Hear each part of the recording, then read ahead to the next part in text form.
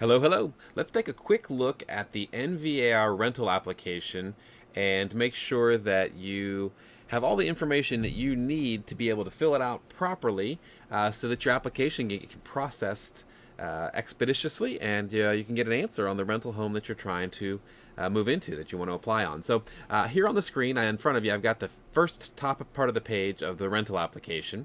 And if you are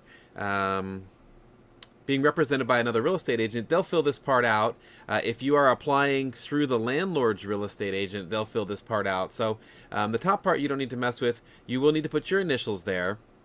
And then probably no surprise, but just to identify that you are who you say you are, the agent should be checking your identification to make sure that we just confirm that you are who you say you are.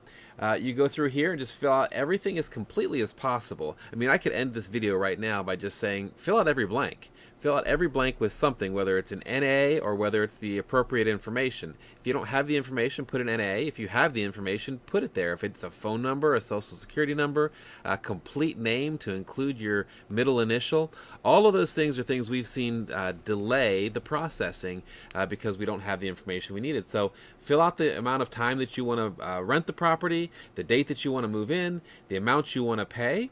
And coming down here, the processing fee. Our processing fee right now is $45 per applicant, and that's per adult that's going to live in the property. We need to just process every person that's going to be living in the property and have their name on the lease, so we need to run an application on them. And then down here, your contact information. We need to be able to get a hold of you for clarification or to let you know owner's decision on the property, so it's important that we know how to get a hold of you down here. Coming a little bit further down, kind of read through number 1 through 12 here and then assign down here at the bottom. What this does is it gives your human resources department, your job, prior landlords, current landlords, permission to talk with us as we process the application. So we need this section signed. Here in applicant 1 and applicant 2, again, please fill out all the information and fill it out completely. Full name doesn't mean your first name and your last name. We need your middle name or your middle initial as well to be sure that when we process the credit, we're pulling for the right person. Date of birth to include the year you were born, complete social security number, address, include the zip code, dates of occupancy. Just month and year is fine. You don't need to go down to the day on that. Phone number for the landlord, email for the landlord or management company. That's a big one. We've got to be able to get a hold of them, and so you need to include a number there for us. Coming down here a little bit further, a previous address. Include as much as you can. That's going to minimize your chance of delay. With employment, kind of the same thing as up above. We need the supervisor's name. We need the supervisor's phone number. Heck, if you want to squeeze in the supervisor's email somewhere here, more power to you. That'll just ensure that your application is processed even faster. If you've got additional income, we need you to source that income. List your debts here, your assets here. Going on a little bit further, there's some questions. Answer the questions. It's not rocket science. If you've got pets, list them here. Vehicles here. That's mainly if we get any questions about whether a strange vehicle or an odd vehicle or a vehicle that's not supposed to be there is at the property. After you're approved, we can reference back to this.